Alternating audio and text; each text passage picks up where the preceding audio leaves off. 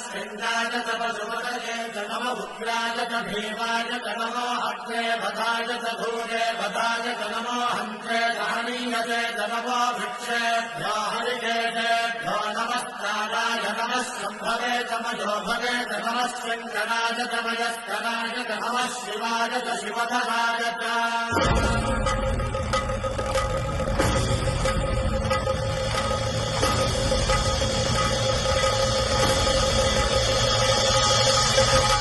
अंड ब्रह्मांड कोटि